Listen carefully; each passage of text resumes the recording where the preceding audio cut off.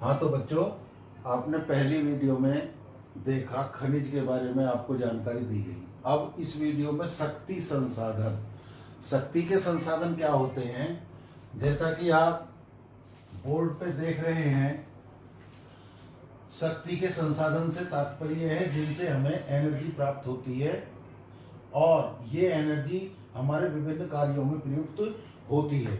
जैसे कि आज विज्ञान एवं प्रौद्योगिकी के नए प्रचालन से जीवन शैलियों में बहुत तेजी से परिवर्तन आ रहे हैं। शक्ति अथवा ऊर्जा हमारे जीवन में बहुत महत्वपूर्ण भूमिका निभाते हैं। हमें उद्योग, कृषि, परिवहन, संचार और प्रतिरक्षा के लिए भी शक्ति की आवश्यकता होती है। ऊर्जा संसाधनों को विस्तृत रूप से परंपरागत और गैर परंपरागत संसाधनों में विभाजित किया गया है। जैसा कि आपने अभी देखा कि भाई पावर रिसोर्सेज, शक्ति संसाधन वे संसाधन होते हैं जिनसे हमें शक्ति प्राप्त होती है। अब इसके बाद में शक्ति संसाधन के कितने प्रकार हैं, हमें शक्ति किन संसाधनों से, कितने प्रकार के संसाधनों से प्राप्त होती है।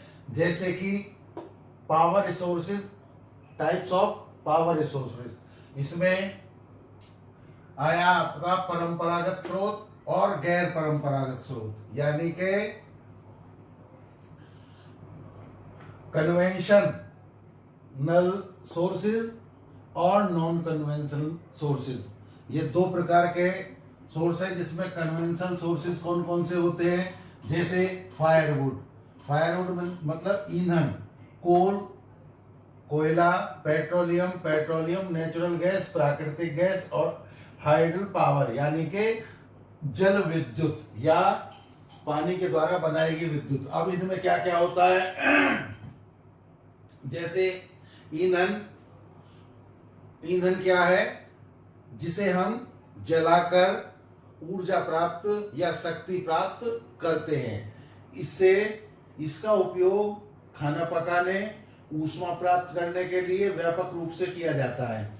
हमारे देश में ग्रामीण क्षेत्रों द्वारा उपयोग की गई 50% से भी अधिक ऊर्जा ईंधन से प्राप्त होती है। जैसे कि सूखी लकड़ियां, पत्ते इत्यादि, इस प्रकार के ये ईंधन के रूप में पौधे और जानवरों के अवशेषों से, जैसे बहुत सारे जानवर अपने मल के द्वारा उनका मल जलाया जाता है, उससे ऊर्जा प्राप्त की जाती है।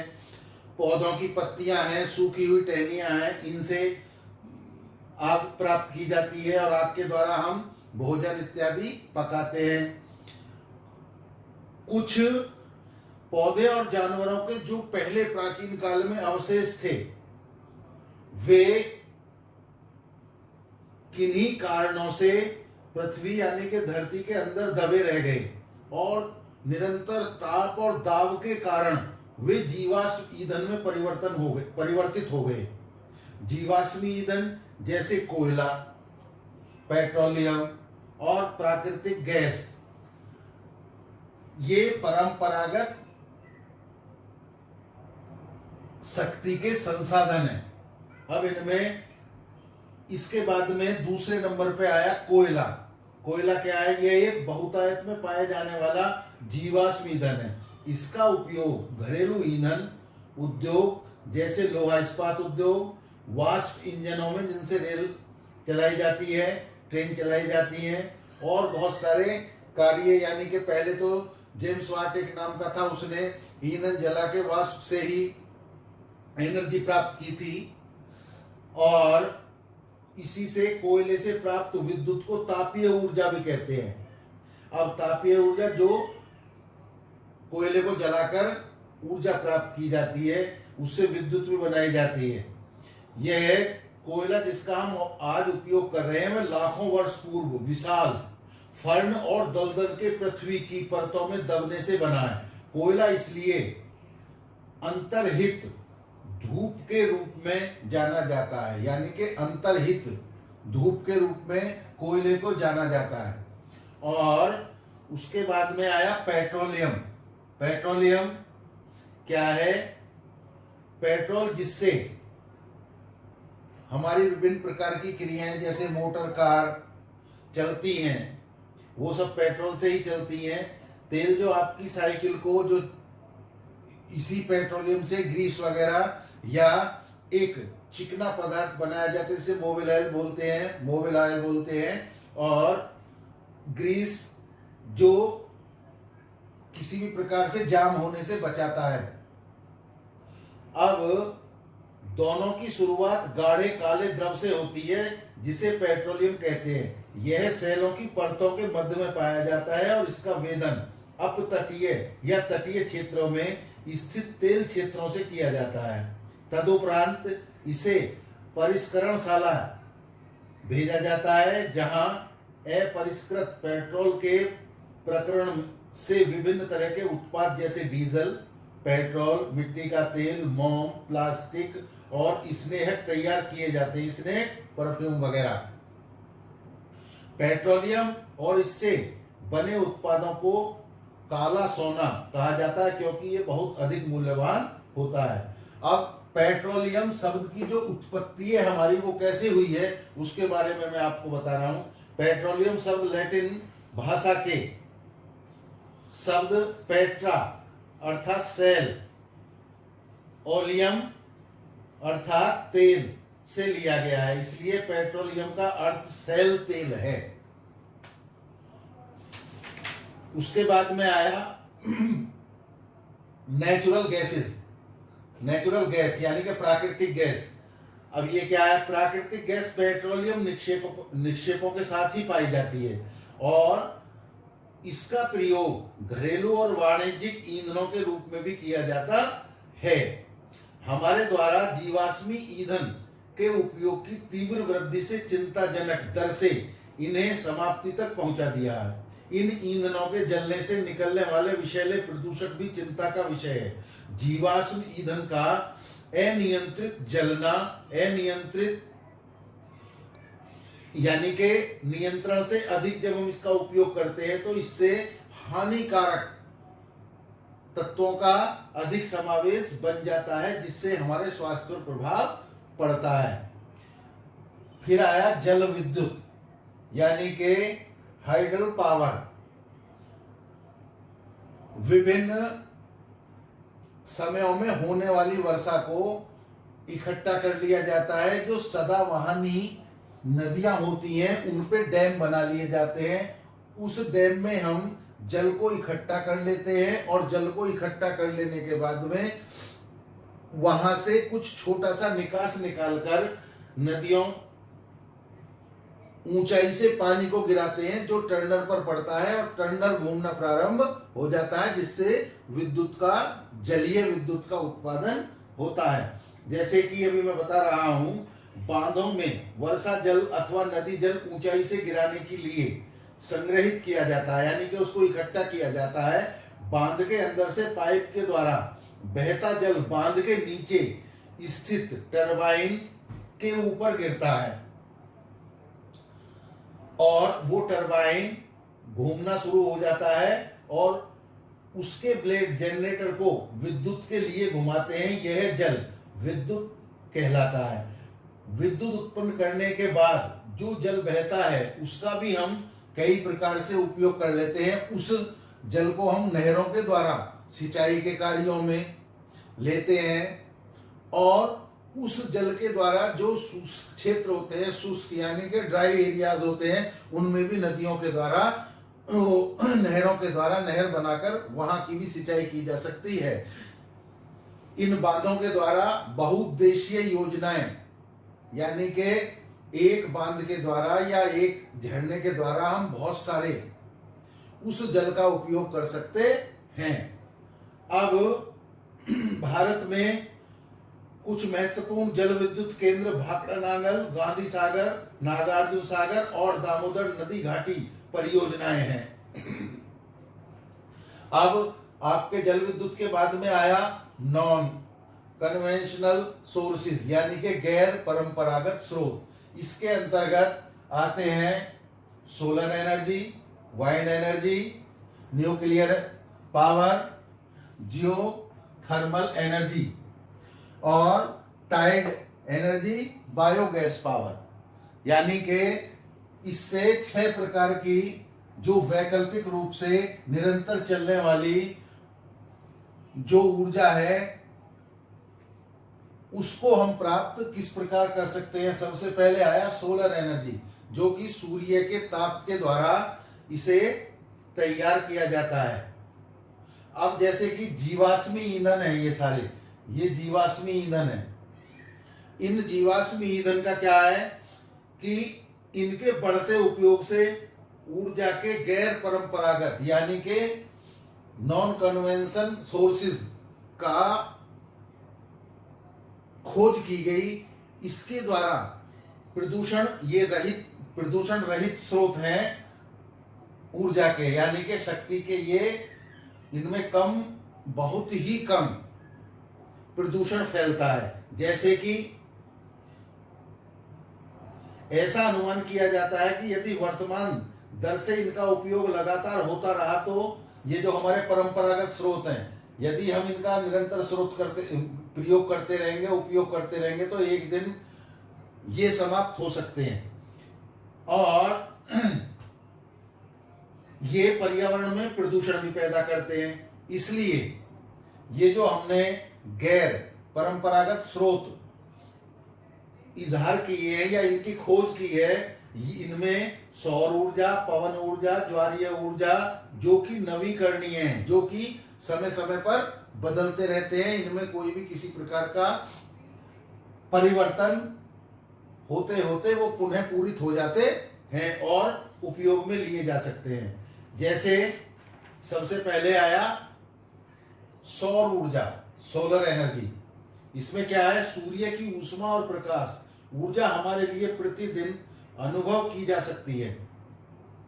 सूर्य से प्राप्त सौर ऊर्जा सौर सेलों में विद्युत उत्पन्न करने के लिए प्रयोग की जा सकती है। इसमें से कई सेलों को सौर पैनलों से तापन व प्रकाश के लिए शक्ति उत्पन्न करने के लिए जोड़ा जाता है।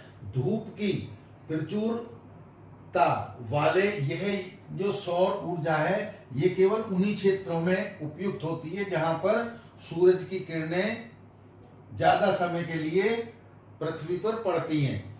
अब ये जैसे कि उष्णकटिबंधीय क्षेत्र है, वहां पर सबसे ज्यादा सूर्य की किरणें धरती पर पड़ती हैं, तो वहां अधिक सौर ऊर्जा प्राप्त की जा सकती है। सौर तापक, इसके सौर ऊर्जा के द्वारा हम इसका उपयोग कई तरीके से कर सकते हैं। सौर तापक, सौर कुकर, सोलर ड्रायर के साथ साथ समुदाय को रोशनी देने और यातायात संकेतों में भी इसका प्रयोग, जैसा कि आप ट्रैफिक पुलिस के विभिन्न चौराहों पर देखते हैं।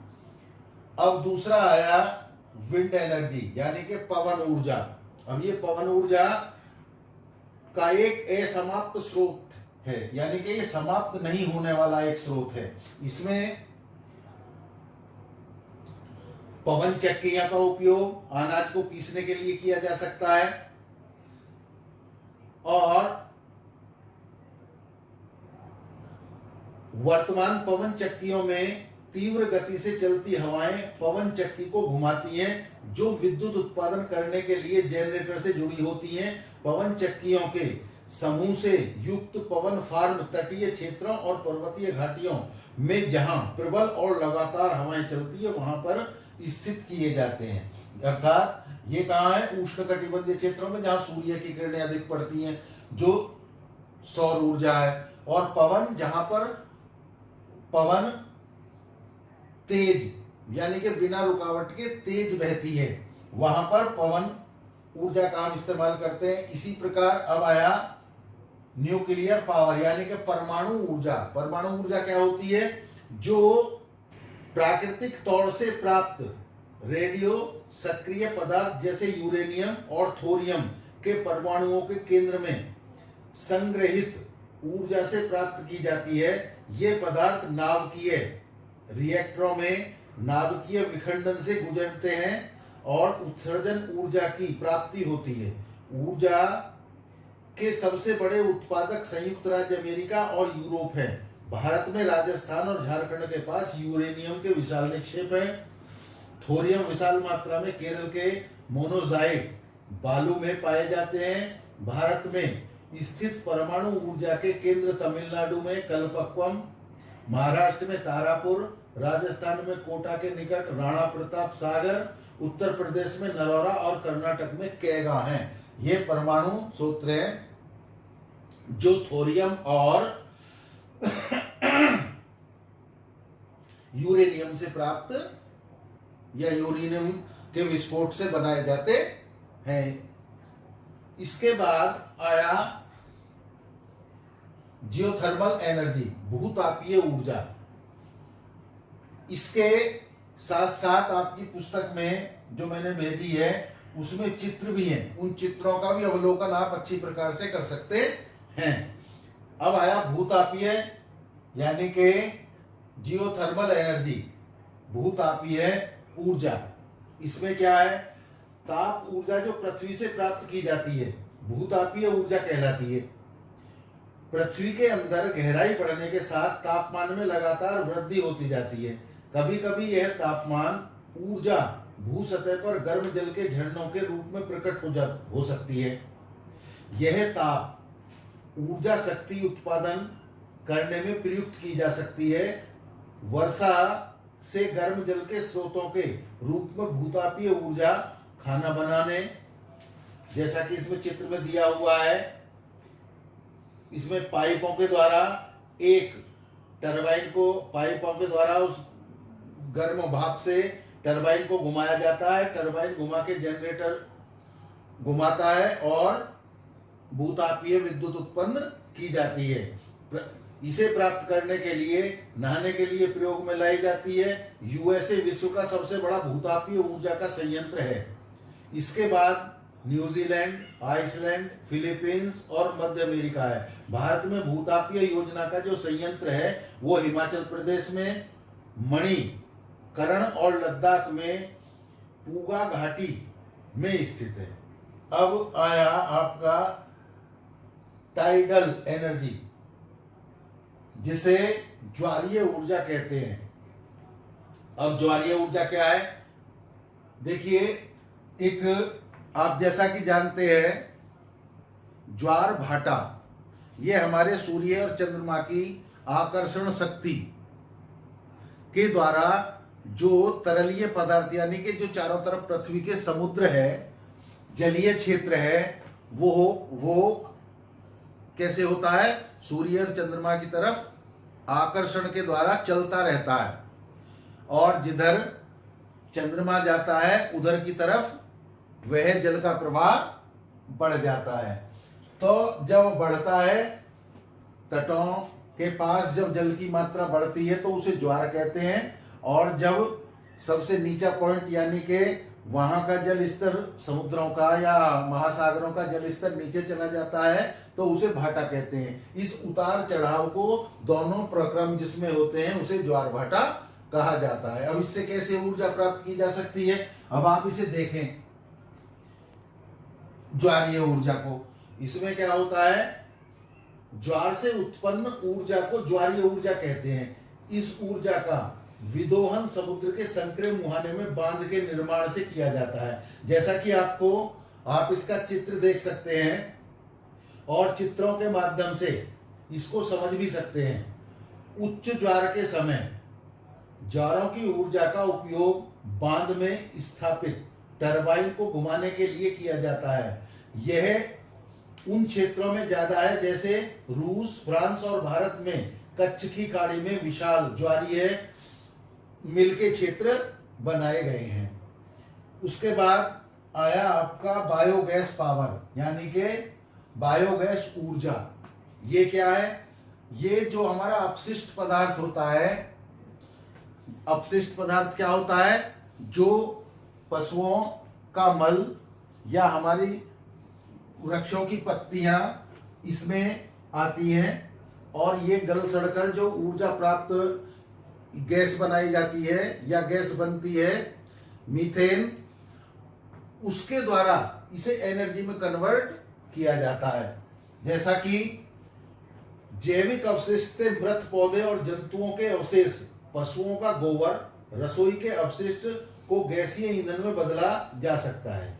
इसे बायोगैस कहते हैं। जैविक अपशिष्ट बैक्टीरिया द्वारा बायोगैस संयंत्र में अपघटित होते हैं, जो कि अनिवार्य रूप से में मीथेन और कार्बन डाइऑक्साइड का मिश्रण है।